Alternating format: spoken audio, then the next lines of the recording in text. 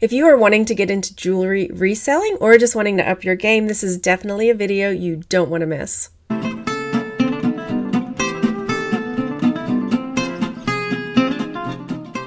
In today's video, I'm going to break down my plan of attack when I go to a garage sale in particular, but this also applies to thrift stores. A garage sale or an estate sale when I see a big bunch of jewelry and how I dive in to attack that to make sure that I get the best items from that garage sale at the best price. So that's one of the things I'm going to be tackling here. I'll also be sharing which items I sell most frequently so that I can also have a plan of attack for which things I need to prioritize over others as far as picking them up to flip for a profit. And I'm going to share some of my favorite jewelry pickups from garage sales. Y'all, this is invaluable information if you're wanting to start flipping jewelry that you find at garage sales, estate sales, and thrift stores. If you're new here, welcome. My name is Margaret, aka Texas Gal Treasures. With my partner Juan, we have been reselling for about 10 years, and we do this full time. We sell locally, we sell online, we do just about anything we can so that we can maintain our way of life without having to have a boss. So if this is something that interests you, or if you're just wanting to do this to make a little extra money as a side hustle, this is definitely the channel for you. So make sure you go over there and hit that subscribe button and the bell so you're notified when we put out new videos. So just to wet your whistle, I'm going to share with you my 5 favorite pickups from garage sales and estate sales that I got that I am keeping. This is one of the first really nice pieces of jewelry that I picked up at a garage sale. This is 10 karat gold. And it is set with little teeny tiny diamonds. It definitely needs to be cleaned, but I got this at a garage sale for 75 cents. This little necklace I got at an estate sale and I got it for 10 cents. Now the reason I got it for 10 cents is because this teeny tiny little chain, when I found it, this was all knotted up into a teeny tiny little ball. It was a tiny little knot, which if you've watched any of my jewelry unboxings, you know I hate tangles, but I could tell pretty easily that this tiny little chain was gold and this is bone. At the time I wasn't sure if it was bone or ivory, but this little carved butterfly is bone. And so I took it home and I took a little tiny pin and I poked it around and I got it all untangled. And so this is 14 karat gold with a bone carved butterfly. And I got this at an estate sale for 10 cents. Next up, I got this gold bangle, which maybe we'll be able to see. It's looking silver in the light, but this is a 14 karat gold bangle that I got at a garage sale for I think $2. And if you're wondering how I knew that it was gold when I found it, let me lift my camera up a little bit for you. So I knew pretty quickly that this was going to be something that was special when I opened it up. You can see there's a little clasp there and it had this safety bar inside. So this was something that I knew was going to be gold or gold plate at least, and it ended up being 14 karat gold. So these earrings were kind of tricky for me to find out about at first. Now, when I saw these earrings, I knew based on the way that the bend is in the ear hook that it was a really soft metal because you can see how misshapen they are.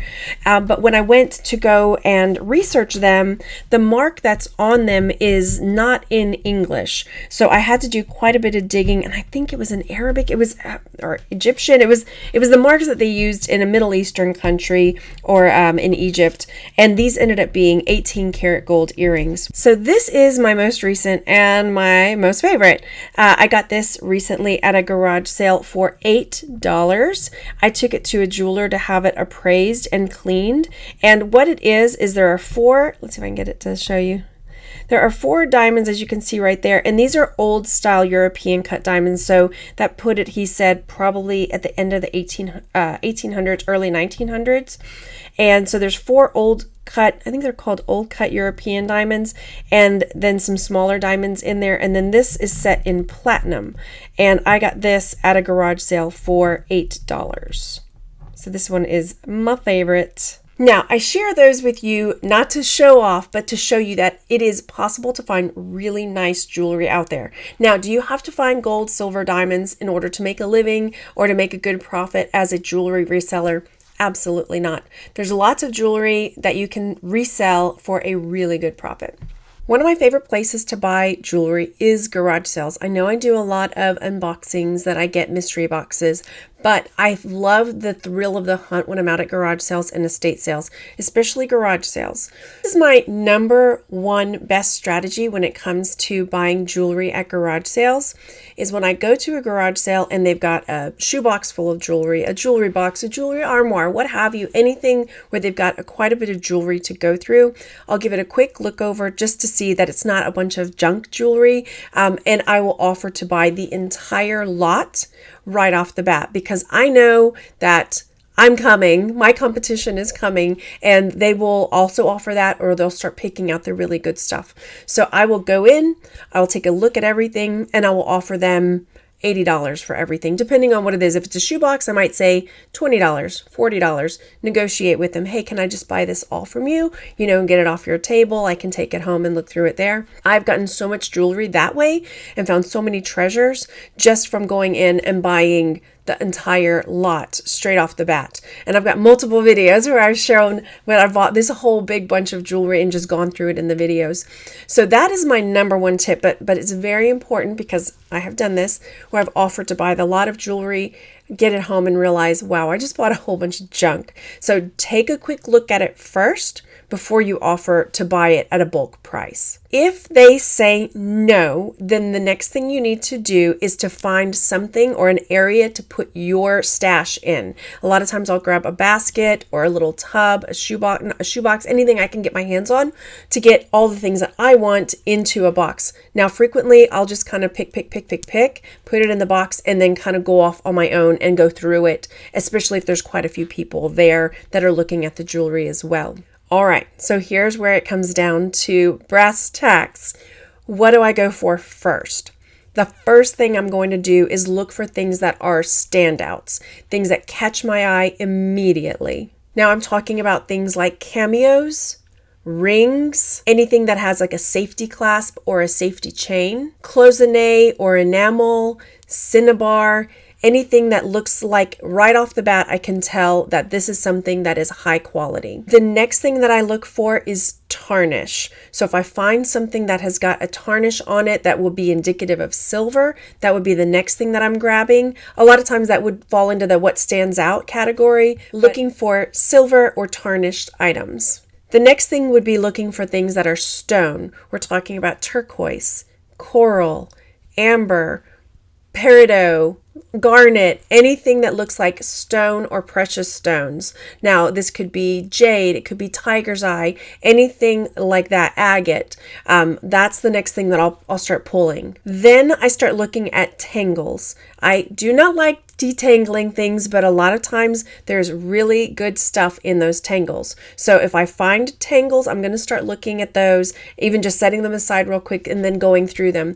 This is where if you have a magnet, it comes in really handy, because if you have a magnet, you can test real fast just to see if it's magnetic. And if it sticks to the magnet, then it's probably not going to be sterling silver or 14 karat gold or 18 karat gold. And generally, the next thing I'm going to look for is quality. Now, I'm talking about things here that have got a good weight to them, things that are not peeling, pieces of jewelry where the finish is not rubbed off. If you've seen rings that look silver and then on the back side of the ring you can tell it's worn off and looks like a brassy colored, like that stuff is not generally going to be higher quality if the finish is rubbed off. If you've got something that's got fabric or leather, you want to make sure that it's not peeling or fraying, because that stuff is automatically going to be out. The next thing I'll start looking for are name brand jewelry that has like hang tags, such as Brighton. So that type of thing would be the next thing I look for. Again, I will still, even if it has a tag, you want to make sure that it looks like it's in good shape, because some of those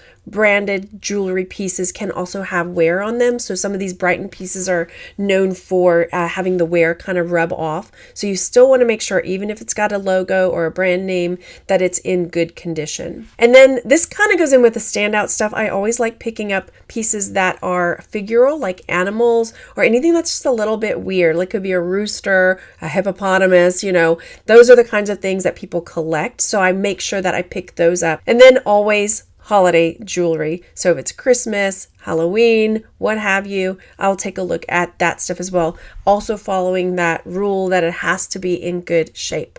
Now here's the breakdown of the importance that I place on each of those items if it's there, because I have gone through and looked at my personal sales record and what has sold the most down to what has sold the least. Now this could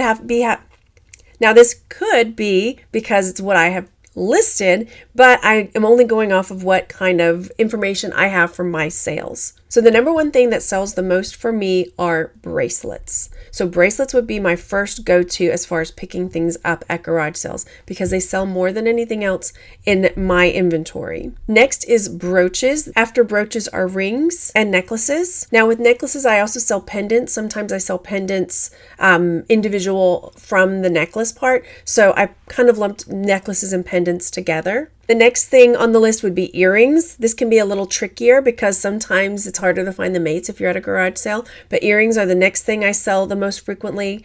And then lastly is men's accessories as far as cufflinks and tie tacks and tie bars. So I hope you found this video helpful. So when you're out in the field and you're looking at garage sales, estate sales, you kind of have somewhere to hone in on. And I would highly recommend, if you are already selling jewelry, go through and look at what you have already sold to kind of figure out like, okay, what do I sell the most of? Do I sell more bracelets and brooches? And I think that bracelets and brooches sell more readily than some of these other items because they're an easier fit. You know, if you're buying it as a gift, when it comes to a ring, you have to make sure that it's going to fit that person's finger. But if you're buying them a bracelet or you're buying them a brooch, it's pretty much going to fit. Let me know if you've got any more jewelry reselling tips down in the comments section. And you guys make sure to check out the comments section. There's always really great information there. I learn from you. You learn from me. It's a big learning jewelry community. And I hope you enjoyed this. Please go down there, leave that comment and hit that subscribe button. And I'll see you in the next one. Bye, everybody.